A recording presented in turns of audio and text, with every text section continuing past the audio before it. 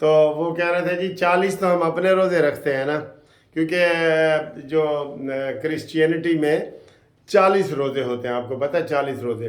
اور یہ گپ پھیلائی گئی ہے کہ جناب وہ آگ پہ پکی ہوئی چیز نہیں کھاتے، نہیں، پورا روزہ ہوتا ہے. رات کو 12 بجے روزہ رکھتے ہیں، رات کو 12 بجے ہم سحری کرتے ہیں نا، ہم تو 4 یا 5 بجے رکھتے ہیں، وہ 12 بجے رکھ لیتے ہیں. اور پھر جب سورج غروب ہوتا ہے اور وہ ستارہ نظر آتا ہے تو وہ تب کھولتے ہیں، یعنی وہی تقریباً ہمارے والا ٹائم ہو جاتا ہے. تو اور 40 روزے ہوتے ہیں، اور 40 روزوں کے بعد ہماری عید الفطر آتی ہے، ان کی ایسٹر آتی ہے. تو یہ ایسٹر ہوتی ہے. تو میں نے کہا بھئی 40 ہوتے ہیں. کہتا ہے جی 40 روزے اسی اپنے رکھنے ہیں نا. تو پھر جب 30 روزے آتے ہیں مسلمانوں کے تو بازار سے کھانے پینے کی کچھ چیز نہیں ملتی، کچھ بھی نہیں ملتا. ویسے یہ دیکھیں، اب ہمارے ہائی کورٹ میں دیکھیں، میں ہائی کورٹ میں ہوتا ہوں، تو وہاں سے جو باہر میاں والی سرگودا سے یہ وہ آئے گا نا، کوئی کلائنٹ یا کوئی روزہ نہ رکھنے والا سفر کر کے آیا ہے، تو اس کو بازار سے کچھ نہیں ملتا. ایون بڑے ہوٹل جو اواری پی سی جو میں کہہ رہا ہوں نا، وہاں بھی کچھ نہیں ملتا. بلکہ میں نے تو آپ کو یہ بتایا کہ ڈائی وہ بس میں نہیں مل رہا تھا، سارے مسافر تھے، تو انہوں نے کہا نہیں جی پانی وغیرہ کچھ بھی نہیں ملے گا، یہ افطاری کے ٹائم ہی ملے گا. تو اتنی کہتے ہیں جی وہ سختی ہوتی ہے کہ جو مسلمانوں کے پھر 30 روزے ہوتے ہیں نا، ادھر کوئی دکان مکان کچھ بھی نہیں کھلا ہوتا، تو وہ پھر ہمیں وہ لینے پڑتے ہیں باہر سے. ہم کھا نہیں سکتے تو ہمارے سمجھو وہ بھی 30 روزے ہی ہوتے ہیں. ٹھیک ہے، کیونکہ یہ بہت یہاں پہ سخت وہ کیا جاتا ہے نا کہ کوئی دکان مکان میں کہیں بھی نہیں ہوتا. میرے مستری آئے تو وہ روزہ انہوں نے نہیں رکھا، تو وہ کہتے ہیں کہ وقفہ کرنے گئے، ادھر ادھر سارا گھوم کے آئے. کہتا ہے جی وکیل صاحب ساڑھے تھا جو ہے نا وہ کوئی ہوٹل ہی نہیں کھلا.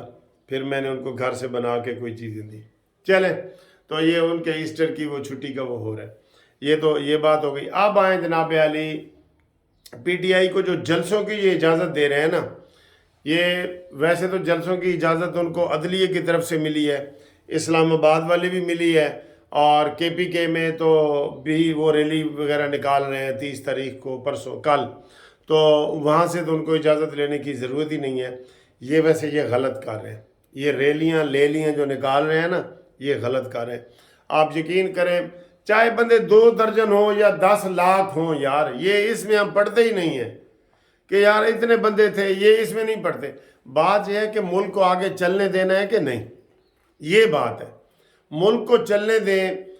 آصف علی زرداری کی ایک بات صرف مجھے ہمیشہ اچھی لگتی ہے کہ جی 4 سال ہم ملک کے لیے کام کریں گے، 5ویں سال سیاست کریں گے، اور جلسے یا جو بھی ہوگا سیاست 5. یہ کیا بات ہے، ہر بات پہ جلسے؟ بھئی اسمبلیاں موجود ہیں، اسمبلیوں میں آواز اٹھاؤ جتنی اٹھا سکتے ہو. پنجاب اسمبلی میں اٹھاؤ، قومی اسمبلی میں اٹھاؤ، سینٹ میں اٹھاؤ، آپ کی میڈیا پہ آ جاتی ہے. سڑکوں پہ ڈرامہ ضرور کرنا ہے. یہ بالکل غلط سوچ ہے. عام لوگوں کو ان کی سوچ کو جو ہے نا مسترد کرنا چاہیے. میں پچھلے 10 سال سے یہی کہہ رہا ہوں کہ بلا ضرورت جو ہے جلسہ جلوس سڑک پہ کرنا منع ہونا چاہیے. پوری دنیا میں کہیں نہیں ہے. اوکیجن ہوتے ہیں، پھر ان کے لیے جگہ بنائی ہوتی ہے، جاؤ جی ہائیڈ پارک میں جلسہ کرو، ناصر باغ میں کرو. اندر ان کو کرتا نہیں. انہوں نے روڈ ضرور بند کرنا ہے، روڈ بند کرنا ہے بس. میں نے ایک دفعہ ڈاکٹر قدیر خان صاحب کو ہائی کورٹ کے ساتھ، ایک ہمارا ہوٹل تھا وہاں، میں نے دعوت دی جسٹس پارٹی کی طرف سے. وہ آئے، ہمارے سرپرست اعلیٰ بھی تھے وہ مرحوم، انہوں نے مجھے اپنا نمائندہ بھی پاکستان میں بنایا تھا، اخبار میں شائع کروایا تھا کہ منصف عوان سے میرے بارے میں معلوم ہے. یہ مجھے اعزاز ہے، انہوں نے مجھے اپنا نمائندہ بنایا تھا. تو وہ آئے داتا دربار سے، انہوں نے آنا تھا ہائی کورٹ تک. تو مجھے ان کا ایک سیکرٹری کہنے لگا کہ سر جی روڈ بند کرنا ہے. میں کرنا روڈ بند نہیں ہوگا، یہ ہم وکیل ہیں، میں آپ کو بطور وکیل کہہ رہا ہوں، روڈ بند کرنے کے میں خلاف ہوں. احتجاج کرنا ہمارا حق ہے نا، تو کسی کا روڈ بند کرنا ہمارا حق ہے. ہم اس کا حق چھین رہے ہوتے ہیں. ایمبولنسیں تک اسپتال نہیں پہنچ رہی ہوتی. تو یہ جو جلسے جلوس یہ کل سے شروع کر رہے ہیں، یہ نہیں ہونے چاہیے. اور میں نے حکومت کو ریکویسٹ کی تھی کہ مولانا فضل الرحمان صاحب کو مناؤ، جا کے ملو، ملاقات کرو. لیکن ابھی تک ملاقات نہیں ہوئی. یہ شہباز شریف صاحب کی اب ذمہ داری ہے کہ ان سے ملیں اور ان کو کہیں کہ احتجاج وغیرہ کی بجائے آپ ہمارے ساتھ آ کے حکومت میں بیٹھیں، ٹھیک ہے نا۔